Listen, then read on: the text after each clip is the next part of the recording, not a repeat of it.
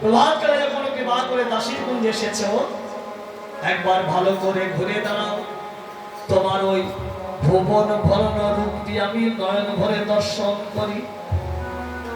তা যেমনই রাধারানী ভালো করে ঘুরে দাঁড়াতে বললেন, গোবিন্দ মনে মনে ভাবছেন, যা আমি তো ভেবেছিলাম যে সময় মতো আমি রায়কুঞ্জে আসতে পারি নাই, আমি হয়তো কুঞ্জে আশ্রয় পাব না। তা যাক, রাধারানী যখন আমাকে ভালো করে ঘুরে দাঁড়াতে বলছে, তাহলে রাধারানী হয়তো আমার উপরে রাগ করতে পারে। ভেবেছিলাম রাগ করবে, কিন্তু যখন ভালো করে দাঁড়াতে বলছে তাহলে মনে রাগ করতে পারেনি। এই বলে গোবিন্দ যেমন রাধারানীর সম্মুখে আর একটু আগে এসে দাঁড়ালেন। রাধারানী এবার গোবিন্দের মস্তক হতে চরণ পর্যন্ত একবার ভালো করে রূপটা দর্শন করলেন। দর্শন করে বললেন, বা বাবা প্রাণনাথ, তোমার যা মানিয়েছে না, তোমার এই রূপটা যদি কোনো মণিজনাও দেখে তার ধ্যান চলে যাবে। তাই রাধারানী বলছেন, বা বাবা আয় আয় গো বেছে রূপে বধূ কাজলেরও আভা, আয় আয় গো বেছে রূপে কাজলেরও আভা, আয় আয় গো বেছে রূপে কাজলেরও আভা, অগভালে শেষী দূরের বৃন্দ, ভগবানের মনোলোভা, অগভালে শেষে দূরের বৃন্দ,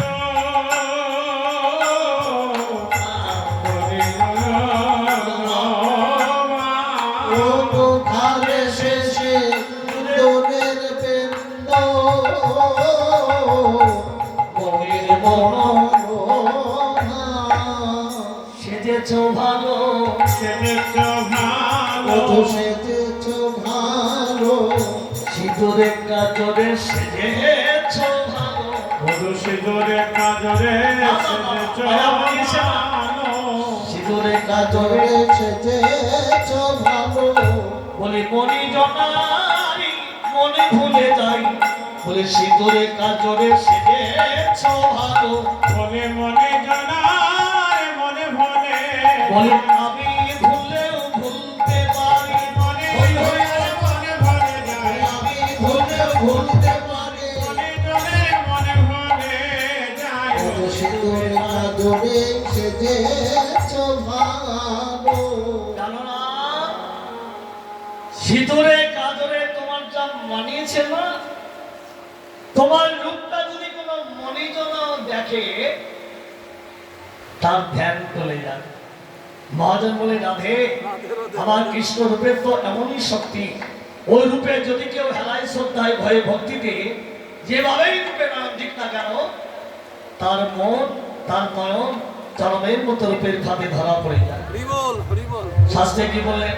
শাস্ত্রে বলেন, সে রূপে একবার যার নয়নে লাগে, নয়নে লাগে, সদা তার হৃদয়ে জাগে, কৃষ্ণ তনু জানো আম্র আঠা, জানো আম্র আঠা, ওগো নারীর মনে পয়সে যাই, যত্নে নাহি বাহির হয়, ওগো তনু নহে সেবা কুলের কাটা, তনু নহে সেবা কুলের কাটা। তোমার রূপ যদি কোনো কেউ দেখে সে ভুলে যাবে। আমি তো ভুললেও ভুলতে পারি, কেন? আমি সামান্য আলা ভোলা গোয়ালিনী অবলা সরলা নারী জাতি, তোমার সুন্দর মানিয়েছে। অগক্ষর নখ দংশনেতে অঙ্গ জল জল, অঙ্গ জল জল,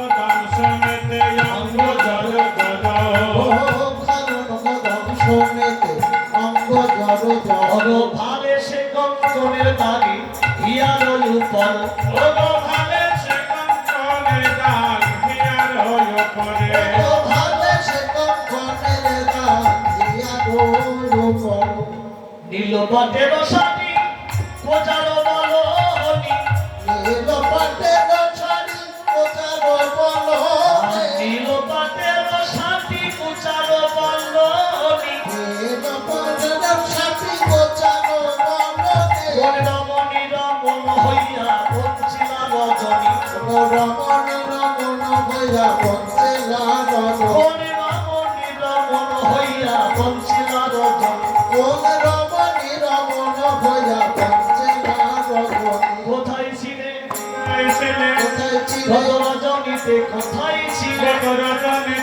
কোথায় রজনীতে গিয়েছিলে রজনীতে কোথায় ছিলে রমণের কুঞ্জে গিয়েছিলে একবার প্রকাশ করে বলো রমণের কুঞ্জে গিয়েছিলে রমণের কুঞ্জে গিয়েছিলে ও কামনা গত রজনীতে কোন রমণীর কুঞ্জে গিয়েছিলে তখন চারি পানে চায়ে নাগর আচরে মুখ মুছে অগচণ্ডী দাসের লাজি ধইলে না ঘোছে হরি হরি বল কারণা গত রজনীতে কোন রমণীর কুঞ্জে গিয়েছিলে গোবিন্দ বলে রাধে তুমি মিথ্যা বলছো শোনো নাই আমি তো কোনো রমণীর কুঞ্জে যাই নাই যাও নাই তাহলে তোমার অঙ্গে যে কতগুলি চিহ্ন প্রকাশ পাচ্ছে ওই চিহ্নগুলি কোথা থেকে আসলো যদি তুমি কোনো রমণীর কুঞ্জে না যেই থাকো তাহলে কয়েকটা প্রশ্ন আমি তোমাকে করব সেই প্রশ্নের সত্য বা সঠিক উত্তর তোমাকে দিতে হবে এইবার রাধানী প্রশ্ন করছেন প্রথম প্রশ্ন বলো নীলুতি পলক সে মুখমণ্ডল নীলুতি পলক সে মুখমণ্ডল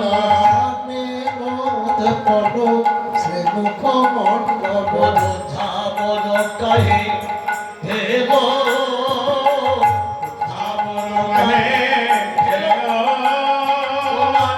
বদনে কেন মলিন হলো তোমার বদনে কেন মলিন হলো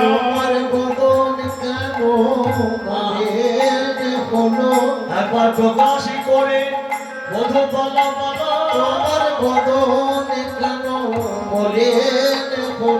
একবার প্রকাশে করে বলো বলো তোমার বদনে কেন মলিন হলো বাংলা সত্য প্রস্ফুট থেকে বলতেন নাই যে তোমার বদন শোভা সে বদনটাকে ঝামর কেন মলিন কেন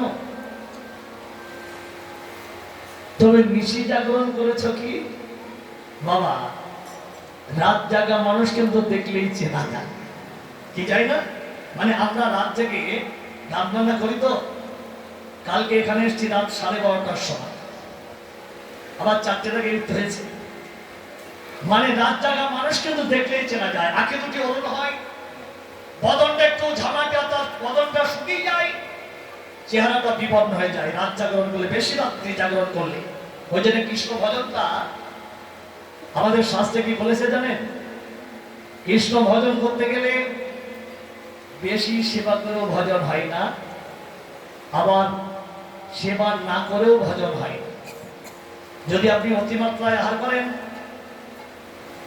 হরিভক্তি লোপ পাবে পেটটা খারাপ হবে ওইদিকে আপনার মন যাবে হরিভজনে মন থাকবে না আবার বেশি যদি সুখী থাকেন যদি অনাহারে থাকেন তাহলেও হরিভজন হয় না বেশি ঘুমালেও ভজন হয় না আবার অতি জাগরণ করলেও ভজন হয় না বেশি কথা বললে হরিভজন হয় না আবার একেবারে কথা না বললেও হরিভজন হয় না মানে হরিভজনটা এমনই একটা বিধান এই বিধানকে যদি করতে হয় তাকে ভক্তকে সবসময় নিয়মের মধ্যে থাকতে হবে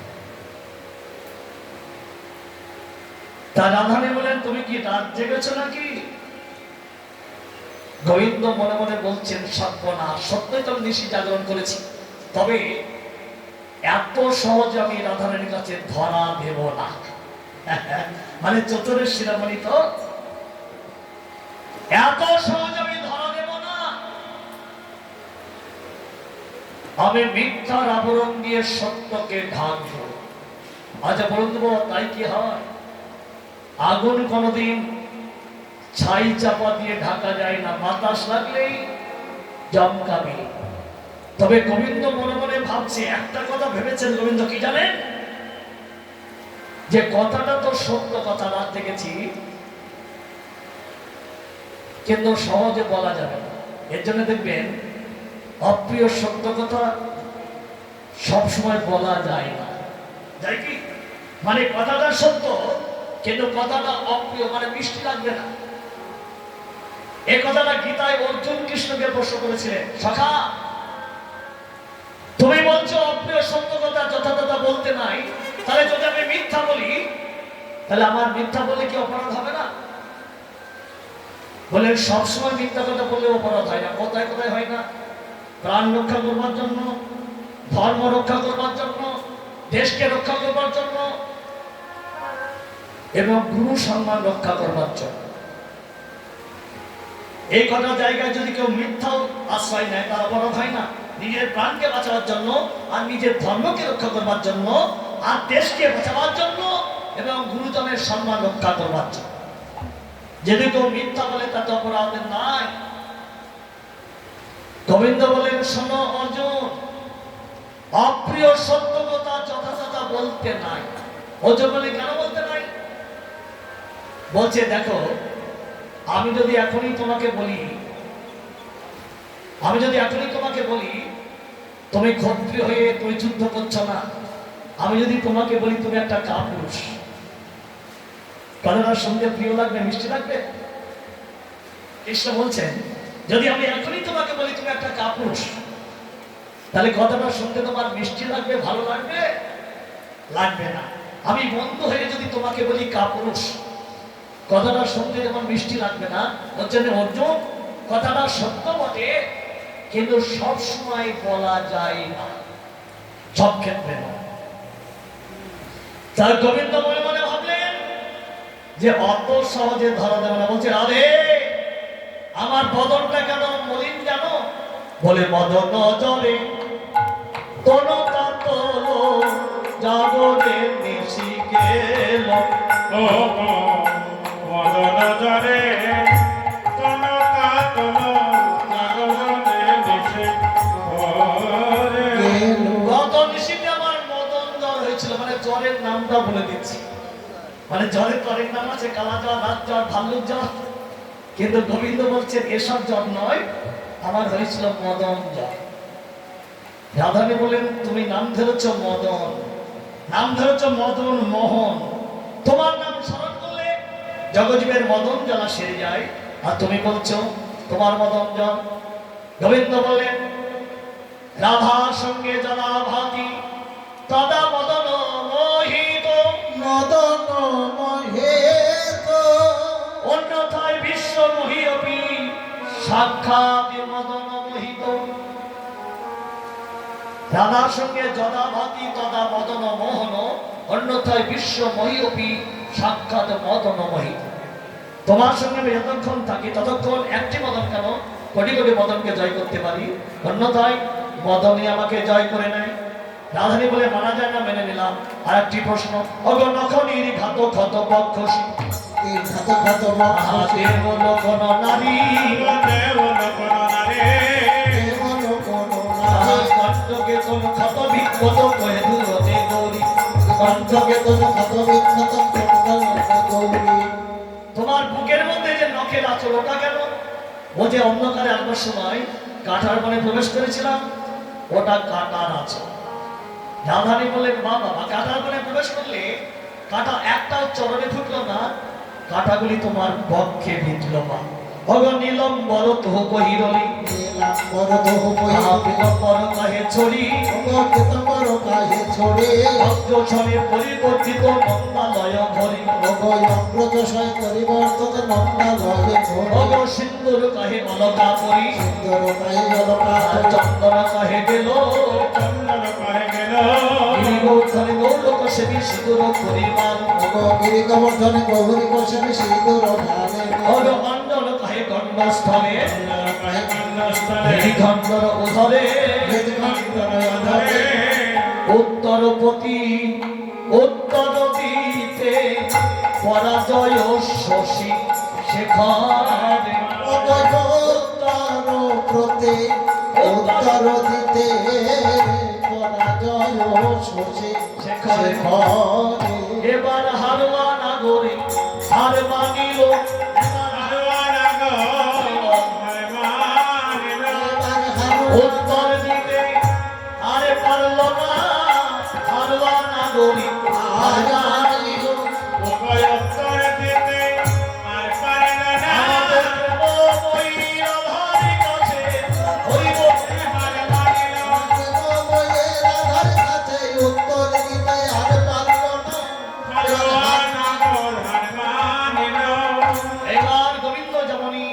বললেন আমি অপরাধী। এইবার কলহটা সৃষ্টি হবে, কৃষ্ণের দুর্ভোগের সৃষ্টি হবে। এবার রাধারানীর আমরা ধীরা অধীরা নায়িকা, খণ্ডিতা নায়িকা ধীরা এবং অধীরা যে ভাব, যে স্বভাব, আমরা সেইবার আস্বাদন করব।